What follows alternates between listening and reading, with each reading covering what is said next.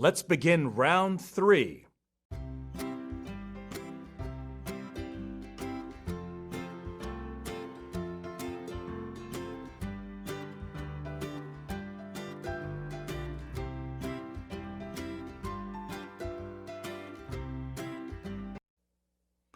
What's your happiest memory?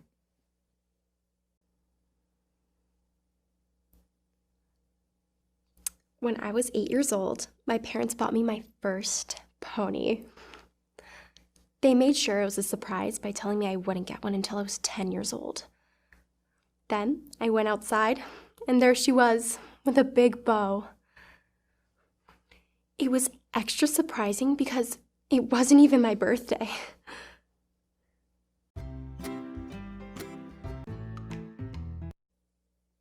What is your happiest memory? I'm going there in my mind right now. Absolutely, my happiest memory was going to see The Phantom Menace on the big screen. Star Wars Episode 1. You see, let's rewind.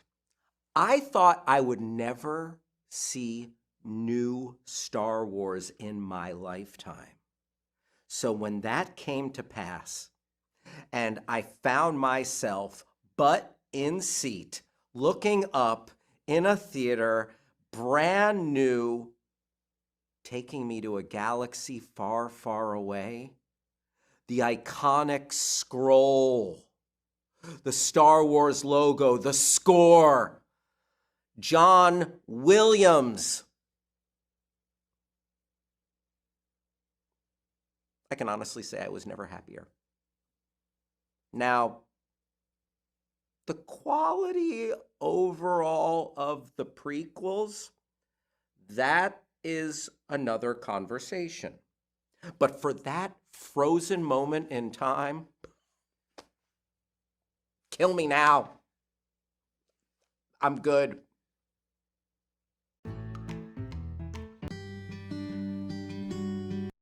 What's your happiest memory? That's easy. First time I went to Burning Man. It wasn't that I loved Burning Man. Back then, I worked myself to death at my office job. I only averaged maybe 50 hours per week, but the stress, it stayed with me all the time, so it felt like 100. Burning Man was the very first vacation I ever took. Once I got to feel what it was like to be free from work for multiple days straight, it changed my life. I stopped working a corporate job, stopped obsessing over money, and now I'm finally happy. What's your happiest memory? Well, that's a no-brainer. My happiest memory is the day my beautiful daughter Mallory was born. I had her in a hospital and everything. I mean, I was already in the hospital because I'd been bitten by a raccoon. And I suppose it would have been easier if I'd had a doctor present, but I got stuck in an elevator on the way to the maternity floor. There I was, with the raccoon I brought with me to get tested for the rabies. It got loose and I had to fend that off for a while.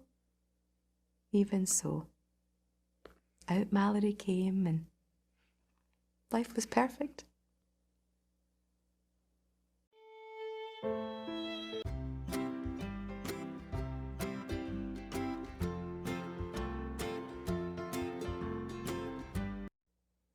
What is your biggest regret?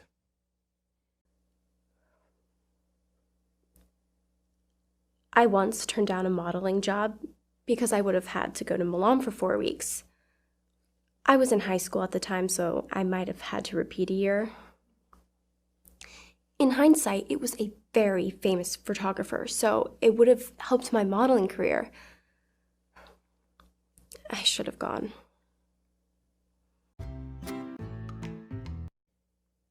What is your biggest regret?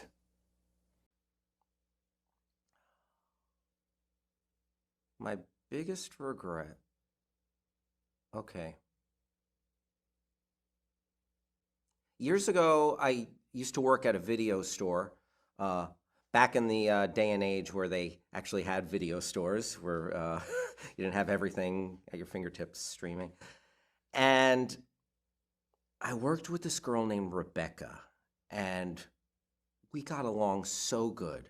We were jokey, we had banter, but the thing I was oblivious to at the time was that she was flirting with me. Like, she was into me. And the crazy thing is, I had a crush on her, but I was in the dark to her feelings about me. But now, years later, I can think back, and I'm like, oh yeah, she was totally flirting with me. She, like, how did I miss that? Nothing happened, and that is a major regret. I might take that one to my grave.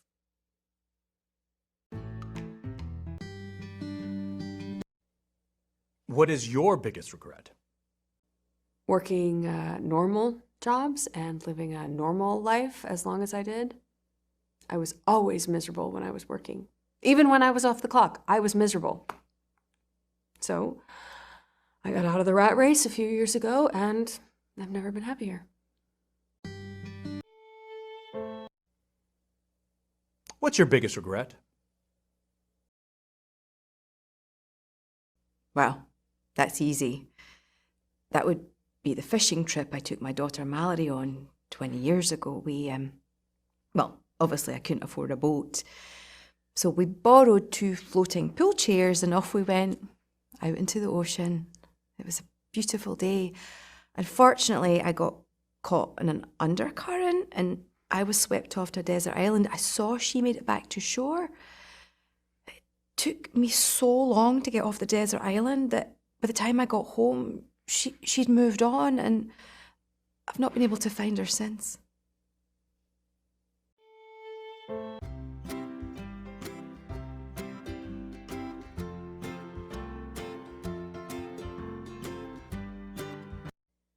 What is your biggest fear? Getting a pimple. I've known people who have had one and they say it's awful. That's why I do a strict regimen of cleansing, toning, and moisturizing to make sure I don't get one. I heard it can happen to anyone.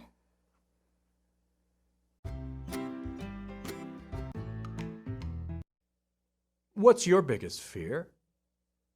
Okay, my biggest fear, and this might be uncommon, but I am afraid of things that can't really happen, or things that are like an optical illusion but aren't possible in real life. So for example, M.C. Escher paintings, like a staircase that starts nowhere and leads to nowhere, and walls and architecture that are not possible in real life, or opening a door and a room is upside down, or just objects that move through space and do not abide by the laws of physics. Because I'm a logical person, I'm trying to wrap my head around these things, and because I can't get a toehold in logic into how that setup is occurring, I lose my bearings. And that is my biggest fear. What is your biggest fear? Global warming and pollution. Humans are killing this planet. Nature doesn't fight back, so humans are the only ones who can save the planet, but we're the ones it needs saving from. So the Earth is pretty much doomed.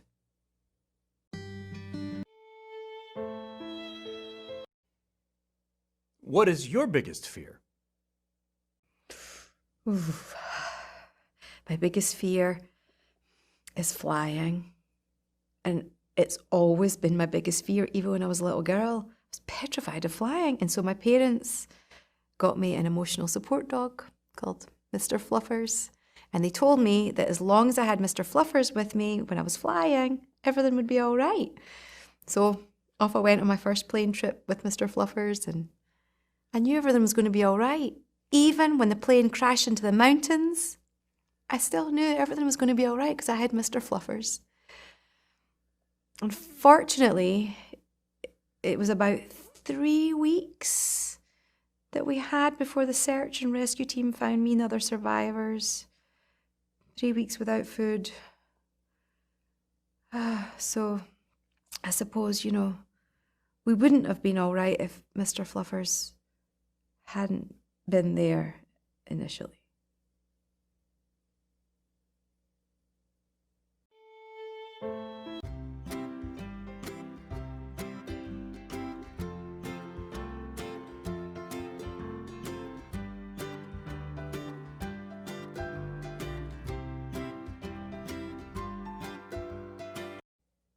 Describe a typical day in your life.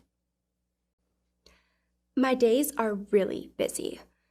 My trainer wakes me up at 8, then I hit the gym for 2 hours. I head downstairs to get breakfast. Then I take a shower, get my hair and makeup done. Then I get dressed. And I take my first selfie of the day. Then I talk to my agent and she tells me what photo shoots I have or other obligations. On the rare days that I'm not that busy, I get to come on things like this show. Describe a typical day in your life. Well, usually my day is going to revolve around what I'm watching and what games I'm playing. So, work aside, when I have free time, I'm going to be binging something, and just got done with The Last of Us, binged The Mandalorian, currently watching The Winchesters, and then I'm going to play video games, gaming, a lot of RPGs, and I am immersed in that world. I take gaming very seriously. Oh, and one more thing I take very seriously, snacking. I will always have some snacks on standby and some beverages, and I like playing with snack beverage combos. Yeah, that's pretty important. That's my day.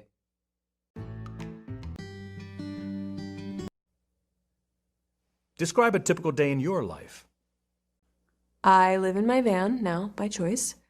When I wake up, I usually drive to the gym so I can work out and get a shower. After breakfast, I usually work one of those food delivery apps for about an hour. I can't stand a normal job, but I can handle those apps in small doses.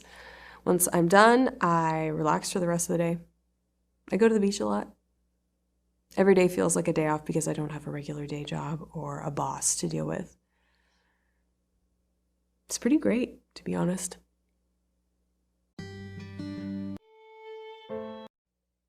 Describe a typical day in your life. A typical day in my life is searching for my missing daughter, Mallory. And, really it is one of the big benefits to being homeless and unemployed is that I have no ties. I've nothing holding me back and stopping me from hitchhiking out there, getting on the road, heading to the last town that I've heard that she was in.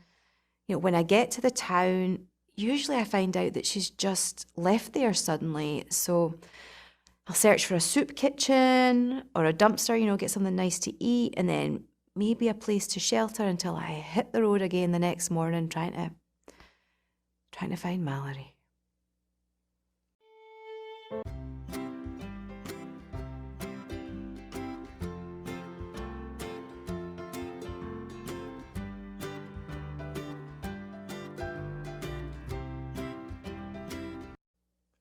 What's your most unusual pet peeve? Pet peeve. When my chihuahua poops in my purse. I carry her around everywhere in my bag. I wish they made like a harness so I can carry her around like a purse. And then they had pockets, so I wouldn't need another purse at all.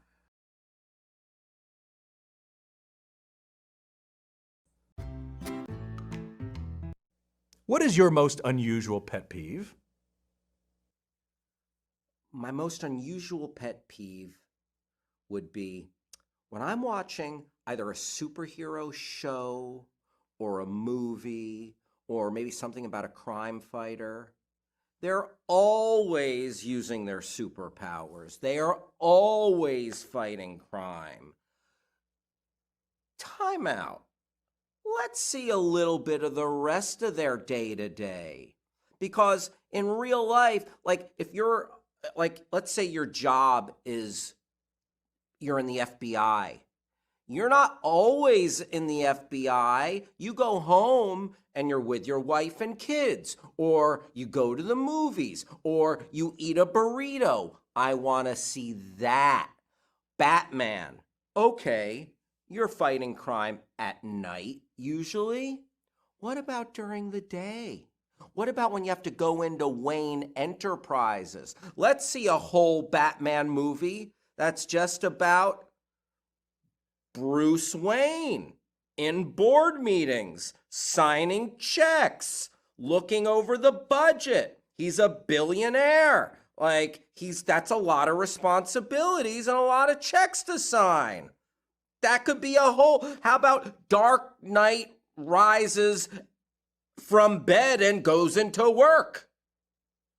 That's what I'm interested in. It's a pet peeve that they're only superheroing around. Yes, that's part of it, but give us a three-dimensional picture. Like Michael Knight, the Knight Rider, and Kit. Kit is a talking car, and that's pretty cool. I want to see Kit, but Michael Knight has to take Kit in for an oil change sometime. Kit has to go into the shop, get the transmission fixed. That episode, Michael Knight takes the bus to solve crime.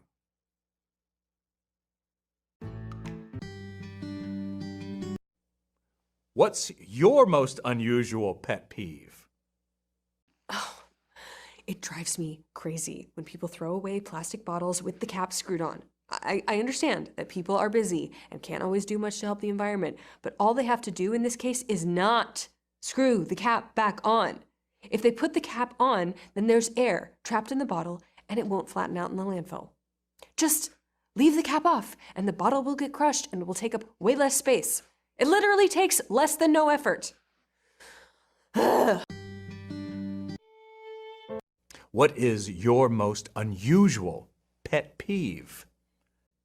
Unusual pet peeve. Well, I tell you, there's a phrase that people overuse all the time, and it really does my head in because people say lightning never strikes twice. Well, I can tell you it does. It struck me 4 times, so that phrase is total nonsense. It's a bum steer. That's the end of this round. We'll soon find out who will be going home after this message from our sponsor. Today's episode is brought to you by placebos. Are you a hypochondriac? Ask your doctor if placebos are right for you. Now it's time for the audience to vote. Please enter the selection of the contestant you think should be going home.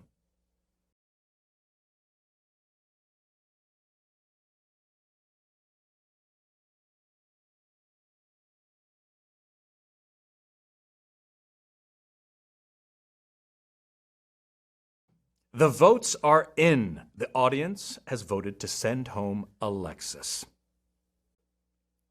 That's okay. This was fun. And isn't that the point of a game show?